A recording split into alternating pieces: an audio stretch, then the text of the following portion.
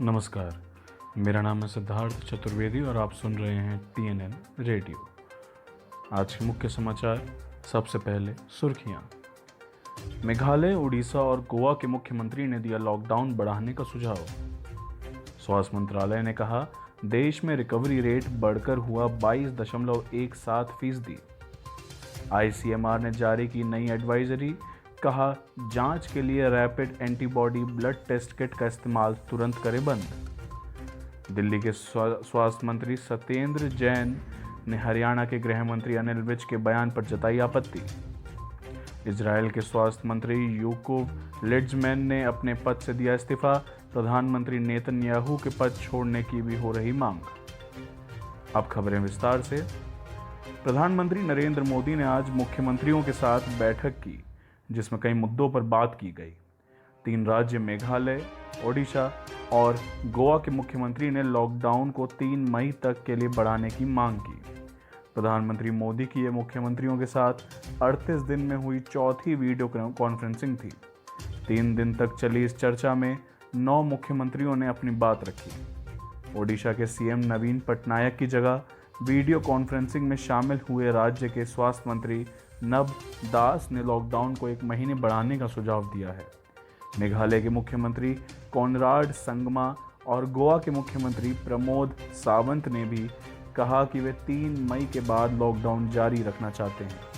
इन सुझावों के बीच प्रधानमंत्री ने कहा कि वायरस का खतरा अभी बना हुआ है, लेकिन हमें अर्थव्यवस्था को भी अहमियत देनी होगी। स्वास्थ्य मंत्रालय के संयुक्त सचिव लव अग्रवाल ने बताया, पिछले 24 घंटे में कोरोना के 1396 नए मामले सामने आए हैं। देश में अब तक कुल 6185 लोग ठीक हो चुके हैं। सोमवार तक 27,892 संक्रमण के मामले देश में सामने आए थे, जबकि 872 लोगों की जान जा चुकी है।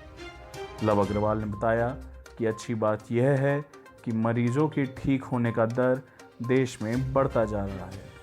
स्वास्थ्य मंत्रालय के संयुक्त सचिव लव अग्रवाल ने कहा कि देश में रिकवरी रेट लगातार बढ़ रहा है। देश में रिकवरी रेट 22.17% रहा। देश में 85 जिलों में पिछले 14 दिनों से कोई केस नहीं है। देश के 16 जिलों में पिछले 28 दिनों में कोई केस नहीं है। साथ ही उन्होंने कहा कि कोविड-19 प्रसार के लिए किसी समुदाय या क्षेत्र को दोष नहीं देना चाहिए। स्वास्थ्य और स्वच्छता कर्मचारियों को हमला नहीं किया जाना चाहिए। Indian council of medical research ने राज्य सरकारों से कहा कि संक्रमितों की जांच के लिए rapid antibody blood test kit का इस्तेमाल तुरंत बंद करें।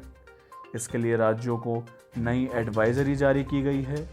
स्वास्थ्य मंत्रालय के संयुक्त सचिव लव अग्रवाल ने कहा कि राज्यों को चीन के ग्वांगझाओ वोंडफो बायोटेक और झुहाई लिवजॉन डायग्नोस्टिक से मिली किट का इस्तेमाल तत्काल रोकने के लिए कहा गया है। पूरी प्रक्रिया का पालन करते हुए ICMR ने टेंडर के आधार पर किट के लिए ऑर्डर दिया था। इसमें कई अंतर्राष्ट्रीय कंपनियां शामिल थीं। टेंडर को अंतिम मंजूरी देने से पहले जरूरी मानकों का ध्यान रखा गया था। अग्रवाल ने बताया कि जब ऑर्डर लेने वाली कंपनियों से टेस्ट किट मिली तो इसमें कुछ शिकायतें सामने आईं। ICMR इस पर तुरंत कार्रवाई करते हुए टेंडर रद्द कर दिया।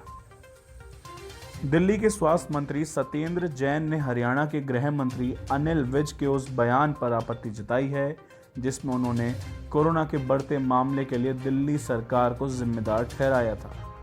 सत्येंद्र जैन ने हरियाणा सरकार के आरोपों को नकारते हुए कहा कि ऐसा कहना सही नहीं है। दिल्ली में कई लोग राष्ट्रीय राजधानी की सीमा से सटे इलाकों में रहते हैं। सत्येंद्र जैन ने कहा कि दिल्ली बॉर्डर पर भी बहुत से कर्मचारी राजधानी में काम करते हैं और वे अपने घरों को रोजाना आते जाते हैं। अगर हरियाणा में कोरोना के मरीज बढ़ रहे हैं तो उन्हें इसे रोकने की पहल करनी चाहिए। दिल्ली देश के सबसे अधिक मरीजों वाला टॉप 3 राज्यों में से एक आता है। महाराष्ट्र मरीजों के मामले में पहला, गुजरात दूसरा स्थान पर है। यहाँ कोरोना से पीड़ित मरीजों की संख्या 2500 के पार हो चुकी है। कोरोना संकट के बीच इजरायल के स्वास्थ्य मंत्री याकूब लिड्जमैन अपने पद से इस्तीफा देंगे। रविवार को इसका ऐलान करते हुए उन्होंने बताया कि देश में बनने वाली नई सरकार में वह विनिर्माण एवं आवास मंत्रालय की बागडोर संभालना चाहते हैं। कोरोना से जारी लड़ाई में अपना बचाव करते हुए लिड्समैन ने कहा कि लोगों की भलाई के लिए उनके नेतृत्व में स्वास्थ्य मंत्रालय ने कई महत्वपूर्ण निर्णय लिए। इस बीच प्रधानमंत्री नेतन्याहू के पद छोड़ने की मांग भी होने लगी है। इजरायल में रविवार को लिक्विड पार्टी और ब्लू एंड व्हाइट पार्टी के गठबंधन के खिलाफ हजारों लोग सड़कों पर उतर आए। प्रदर्शनकारियों का कहना था कि सत्ता में बने रहकर प्रधानमंत्री बेंजामिन नेतन्याहू अपने खिलाफ अदालत में होने वाली भ्रष्टाचार के मामलों की सुनवाई को निष्प्रभावी कर देंगे। हालांकि कोरोना वायरस के प्रकोप के चलते उन्होंने प्रदर्शन के दौरान शारीरिक दूरी बनाए रखी। आज के लिए इतना ही। मेरा नाम है सिद्धार्थ चतुर्वेदी और आप सुन रहे थे TNN रेडियो। धन्यवाद।